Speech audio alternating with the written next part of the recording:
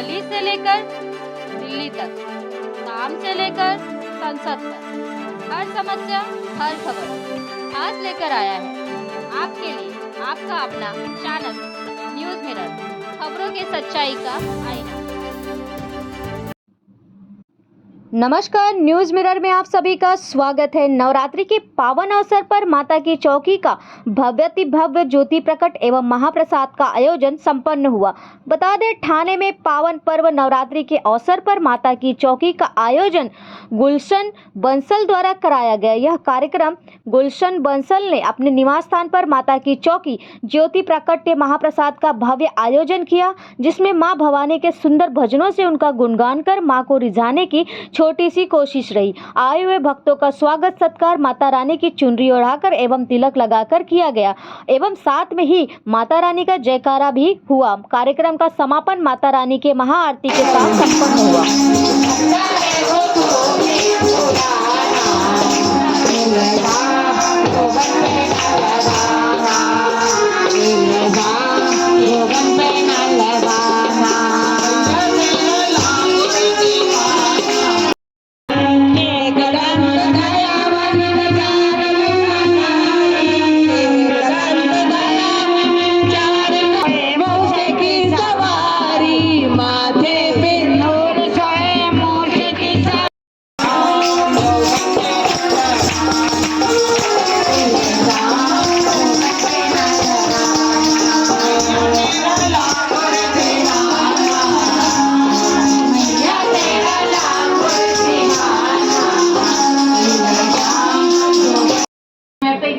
चाहूँगी कि ये माता जी की कृपा है।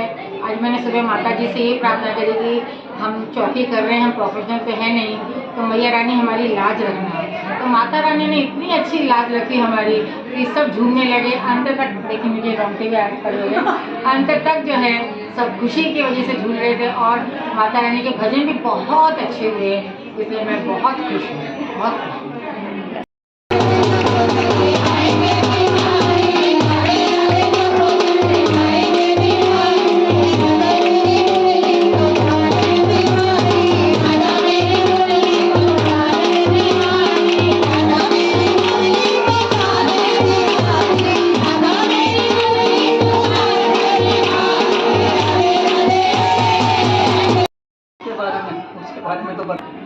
मतलब हम दोनों लेडीज़ प्रोफेशनल नहीं हैं, हम कई सालों से भजन कर रहे हैं थाना में, और हम दोनों का नाम हेमलता है। एक हेमलता अग्रवाल है, एक हेमलता गुप्ता है, उनका ही झंडा लहरा रहा है। और हम मतलब राजवाला हमारे साथ अभी जुड़ी है।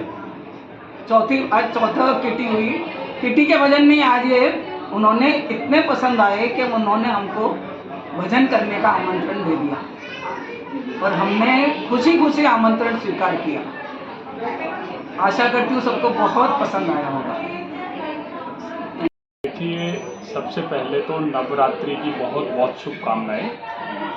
उसके उपलक्ष्य में कल हमारे घर में अष्टमी को कन्या पूजन होता है, तो हमारे मन में विचार एक आया कि हम कन्या, तो देखो सभी कन्या हैं जिनको हम भोजन कराते हैं, हमारी बिल्डिंग से बुला के भी भोजन कराते हैं, बाकी उनको किसी चीज़ की कमी नहीं है, सब माता रानी की कृपा है। पर अनाथ आश्रम में जो हमको पता चला, एक बार हम जाके आए थे तो 50 कन्याएं हैं उधर, तो मैंने उनको रिक्वेस्ट किया कि हमारे घर पे 9 कन्याओं को हम निमंत्रण देते हैं, तो उनको भोजन और जो भी उपहार वगैरह की हम हमारी श्रद्धा अनुसार हम देंगे।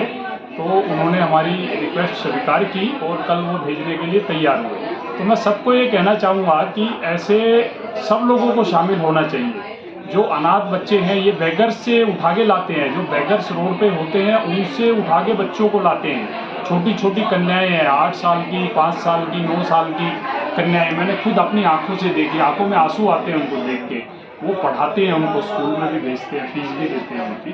तो हमने माता के आशीर्वाद से सर, सब आपकी तरह ही अगर पूरे विश्व में सोचने लगे तो इस विश्व में कोई भी लड़कियों को पेट में नहीं मारेगा। मैं तो माता रानी से यही अरदास करूँगा कि सब में भावना जगे और बेटी बचाओ बेटी पढ़ाओ, ये तो नारा काफ़ी दिन से चल भी रहा है, पर इस पर असली अमल आना चाहिए।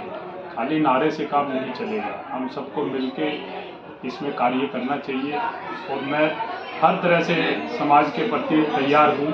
जहाँ मुझे बोला जाएगा मैं हर समय तैयार रहूँगा। जय माता दी। Thank you. ये कार्यक्रम बहुत ही अच्छा हुआ और पहली बार महिलाओं ने प्रस्तुत किया। ये कोई कमर्शियल और प्रोफेशनल लोग नहीं थे, ये अपनी भजन मंडली चलाते हैं। उसी भजन मंडली के अंतर्गत इन लोगों ने ये कार्यक्रम किया और जिसका सब लोगों ने बहुत ही प्रशंसा करी। बहुत ही सुंदर भजनों की प्रस्तुति करी इन लोगों ने। ये किसी तरह का कमर्शियल ऑर्गेनाइजेशन नहीं है, ना ये लोग प्रोफेशनल हैं, लेकिन फिर भी इन लोगों ने 3 घंटे लगातार 6 बजे शुरू किया था, अभी 9 बजे ख़त्म हुआ कार्यक्रम। इतना भव्य कार्यक्रम हुआ और सब लोगों ने भजनों का बहुत ही आनंद लिया। माता के भजनों का आनंद सब लोगों ने बहुत ही लिया।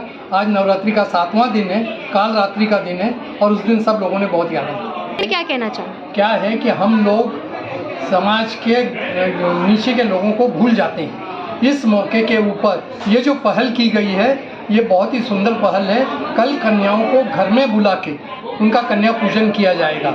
ये सब अनाथ कन्याएं हैं, ये रोड पे जो हैं उनको इकट्ठा करके एक हॉस्टल में रखा गया है और उसका सारा प्रबंध योगेश गुप्ता करते हैं। तो उनके ही उसके ऊपर उनसे ही रिक्वेस्ट की गई। एक्चुअल में वो लोग खाना बाहर नहीं खिलाते हैं, वो बोलते हैं ये बच्चे बीमार पड़ जाएंगे और हम लोगों को तकलीफ होगी। लेकिन ये स्पेशल ओकेजन पे उन्होंने माता की कन्या पूजन के लिए परमिशन दी है। इसलिए कल करीब 30 से 40 कन्याएं जो कि 10 वर्ष से कम उम्र की होंगी, उनका यहाँ पे कन्या पूजन किया जाएगा और उनको फिर दक्षिणा दी जाएगी। ये जो आयोजन बंसल जी ने किया है, ये इतना भव्य क्यों हो पाया उस पर जाइए। इसकी भव्यता के पीछे इनकी सद्भावना है। जनरली जो लोग आयोजन करते हैं वहाँ इतनी भीड़ नहीं आती। बुलाओगे आप 100, आएंगे 50 व्यक्ति। यहाँ इन्होंने बुलाए होंगे 80, आए हैं 100 व्यक्ति। वो केवल इनकी सद्भावना है और माँ की कृपा तो सब पर बरस रही है। वो तो सभी के ऊपर बरसती है, अगर बंसल जी के ऊपर नहीं बरस रही है, लेकिन इनकी सद्भावना काम आई है इसमें, इसलिए आयोजन इतना दिव्य होगा, उतना भव्य। इसके बारे में क्या कहना चाहेंगे? ये तो बहुत उत्तम है, बहुत उत्तम है ये आयोजन भी। इसीलिए इनके अंतःकरण में ये भाव उत्पन्न हुआ है कि कन्या पूजन जनरली तो कन्याएं मिलती नहीं है, कन्याएं इनको मिल रही है थोक में, और थोक में कन्या पूजन करने का अवसर मिल रहा है, तो ये भला क्यों चूके। और इन्होंने उसी का लाभ लिया है। मेरे दृष्टि में तो ये बहुत उत्तम आयोजन है, इनका विचार बहुत उत्तम है। युवा पीढ़ियों को क्या संदेश देना चाहेंगे? युवा पीढ़ी को संदेश तो यही है, ध्यान रखा है सत कमाई सत्कर्मों में लगेगी। युवा पीढ़ी भटकी हुई है। युवा पीढ़ी के पास अगर सत्कर्म की कमाई नहीं है तो सत्कर्म में नहीं लगा पाएंगे, सत्कर्म में नहीं लगेगी तो सत्कर्म नहीं कर पाएंगे। युवा पीढ़ी को सीखना चाहिए। आगे जो आने वाला समय है वो उसके अनुकूल तब होगा जब उनकी कमाई धर्म के अनुकूल होगी। अगर धर्म के अनुकूल कमाई नहीं होगी तो पैसा भी धर्म में नहीं लगेगा।